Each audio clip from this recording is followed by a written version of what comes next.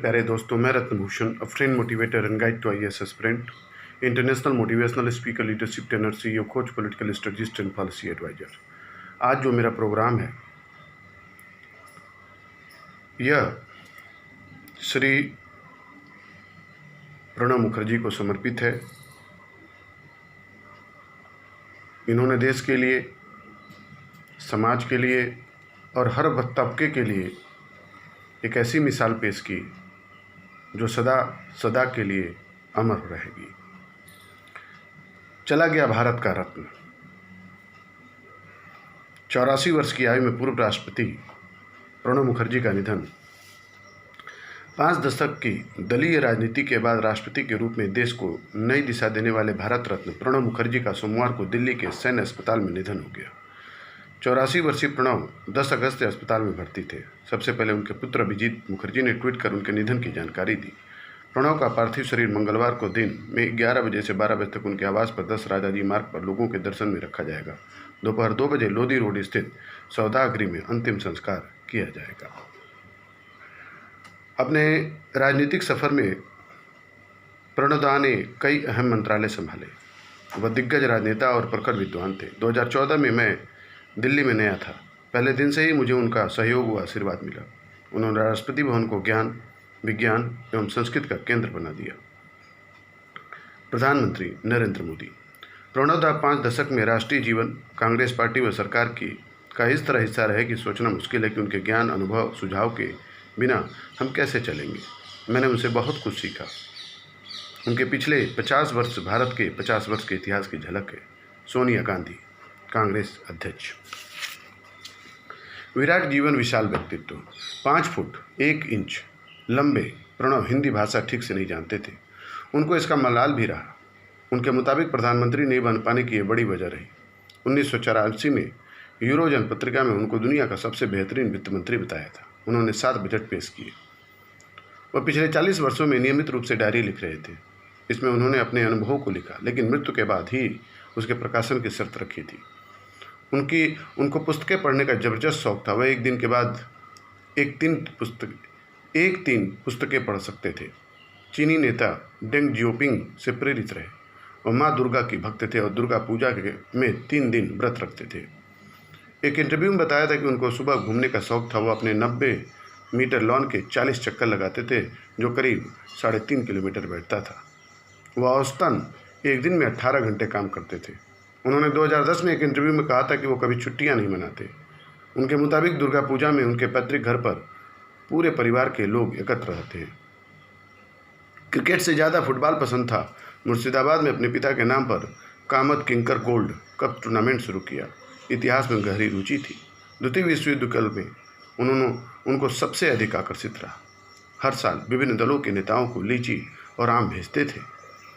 इसकी शुरुआत कुछ इस तरह हुई कि एक बार कैबिनेट की मीटिंग में लालू प्रसाद ने कहा कि उनके यहाँ मुजफ्फरपुर की लीची सबसे अच्छी होती है। इसके जवाब में प्रणब ने कहा कि उनके राज्य के फलों का कोई जवाब नहीं।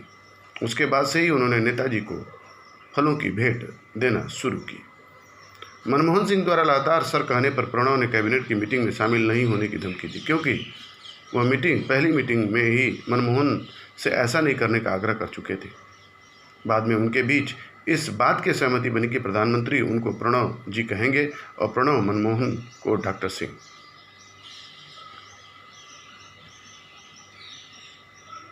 जब बंधक बने। 1988 में प्रणब अपनी कार से पुष्कर गए थे। लौटते समय उनकी कार एक गांव के निकट एक साइकिल सवार से टकरा गई। सवार गांव के मुखिया का बेटा निकला और स्थानीय लोगों ने प्रणब को घेर लिया। प्रणब अपनी भाषागत समस्या के चलते ग्रामीणों को समझा नहीं पा रहे थे कि इस वक्त सवार को सबसे पहले अस्पताल ले जाने की जरूरत है। बड़ी देर बाद वो लोगों को अपनी बात समझा पाए, लेकिन प्रणब को गांव वालों ने घटनास्थल से हटने नहीं दिया। उनको वहीं चारपाई पर बैठा दिया गया और उनका ड्राइवर कार में घायल सवार को लेकर निकटवर्ती अस्पताल गया। कुछ समय बाद प्रणब लोगों को लेकर अस्पताल पहुंचे। घायल व्यक्ति का हालचाल पूछा, उसके इलाज का खर्च उठाया और नई साइकिल के पैसे भी दिए। तुम इसी जीवन में राष्ट्रपति बनोगे। 1969 में पहली बार सांसद बने प्रणब को सरकारी आवास राष्ट्रपति भवन के पास निकल मिला। वो अपने घर से राष्ट्रपति भवन को देखा करते थे। एक दिन उन्होंने राष्ट्रपति को बग्घी को देखते हुए मजाक में अपनी बहन से कहा था, राष्ट्रपति भवन में प्रवेश पाने के लिए वो अगले जन्म में घोड़ा बनेंगे। तब उनकी बहन अन्नपूर्णा बनर्जी ने प्रणव बाबू से कहा था कि इसके लिए तुमको अगले जन्म का नहीं इंतजार करना पड़ेगा, देखना इसी जन्म में एक दिन राष्ट्रपति भवन तुम्हारा आवास होगा। पिता स्वतंत्रता सेनानी और भाई प्रोफेसर। प्रणव दा के पिता कामत कुमार मुखर्जी ने आज़ादी की लड़ाई में बढ़ चढ़ कर हिस्सा लिया और उन्होंने 12 साल ब्रिटिश जेलों में बिताए थे। प्रणव के गांव मीराती के पैतृक आवास में 7 कमरे हैं। उनके बड़े भाई Piyush Mukherjee Indira Gandhi centre for national integration Shanti Niketan और विश्व भारती विश्वविद्यालय के डायरेक्टर के पद पर रिटायर हुए। चॉकलेट से बहुत प्रेम था। बचपन से ही चॉकलेट का शौक रहा। मौका मिलने पर वह इसका स्वाद लेने में नहीं चूकते थे। चाचा चौधरी कॉमिक्स भी पसंद थी। कंप्यूटर से भी तेज गति से चलने वाले दिमाग वाले चरित्र चाचा चौधरी की कॉमिक्स बेहद पसंद थी। 2 राष्ट्रपति देने वाला जिला वीरभूमि 2 देशों को राष्ट्रपति देने वाला जिला बना। प्रणव से पहले इस जिले में बांग्लादेश के पूर्व राष्ट्रपति अब्दुल सत्तार का जन्म हुआ था। अब्दुल सत्तार बाद में वो ढाका चले गए। आरएसएस के प्रति प्रेम और सद्भाव के चलते हमारे लिए एक मार्गदर्शक थे। उनका जाना संघ के लिए एक अपूर्णीय क्षति है। वह एक कुशल प्रशासक होने के साथ साथ राष्ट्रहित सर्वोपरि का भाव जीवन में रखते थे। राजनीतिक अस्पृश्यता से परे रहते हुए वह सभी दलों के समान रूप से लोकप्रिय थे। मोहन भागवत संघ संचालक।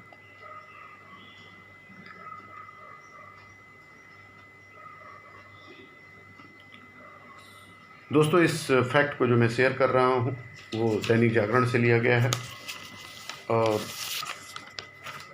किसी दायरे में सीमित नहीं रहे प्रणव दा। जो सही लगा वही किया। प्रणव दा भारतीय राजनीति का एक ऐसा नाम जिसके फैसले को लेकर कोई आशंका न हो। यही कारण था कि वे कांग्रेस के संकट मोचन होने के साथ साथ दूसरे दलों के लिए भी आदर्श थे। नरेंद्र मोदी के कार्यकाल में भारत रत्न का सम्मान पाना इसका सबसे बड़ा सबूत है। उनके लंबे राजनीतिक कार्यकाल में यूँ तो कोई उदाहरण मिल सकते हैं, लेकिन बात 2012 से शुरू करते हैं जब उन्हें संयुक्त प्रगतिशील गठबंधन की ओर से राष्ट्रपति पद का उम्मीदवार चुना गया था। जीत तय थी, लेकिन तब भी विपक्ष में बैठी भाजपा ने सैद्धांतिक तौर पर उनके खिलाफ मत डालने का फैसला किया। भाजपा के अंदर कुछ विरोध भी था और भय भी कि 1.5-2 साल में लेकर चुनाव होने हैं, ऐसे में राष्ट्रपति से बैर लेना उचित नहीं होगा, लेकिन फैसला हो चुका था। प्रणव दा राष्ट्रपति बन गए और अगले लोकसभा में नरेंद्र मोदी प्रधानमंत्री। ये बताने की जरूरत नहीं कि दोनों नेताओं के बीच संबंध कैसा था। खुद मोदी उन्हें कई बार पिता तुल्य बता चुके हैं और प्रणव का स्नेह कई बार दिखा। रोचक तथ्य तो यह है कि 2014 में लोकसभा में से पहले प्रणव ने एक तरह से भविष्यवाणी कर दी थी। गणतंत्र दिवस की पूर्व संध्या पर देश को संबोधित करते हुए उन्होंने कहा था, भ्रष्टाचार कैंसर की तरह है, अगर सरकार इसे दुरुस्त नहीं करेगी तो जनता सरकार को हटा देगी। उसी भाषण में लोकतंत्र को डॉक्टर बताते हुए उन्होंने आशा जताई कि 2014 का नतीजा त्रिशंकु सदन और इसके कारण होने वाली परेशानियों से मुक्ति दिला देगा। दोनों भविष्यवाणियां सही साबित हुई। प्रणब मुखर्जी ने यह साबित कर दिया कि दल और छल से मुक्त राजनीति ही देश और समाज को दिशा दिखा सकती है। दरअसल लंबे अरसे बाद रायसीना हिल्स में कोई ऐसा व्यक्ति बैठा था जो सक्रिय राजनीति से परे रहते हुए भी पर्यवेक्षक की भांति हमेशा सचेत था, जिसे इसका एहसास था कि संवैधानिक अधिकार के दायरे में रहते हुए नैतिक राजनीतिक कर्तव्य को कैसे अंजाम तक पहुंचाया जाए।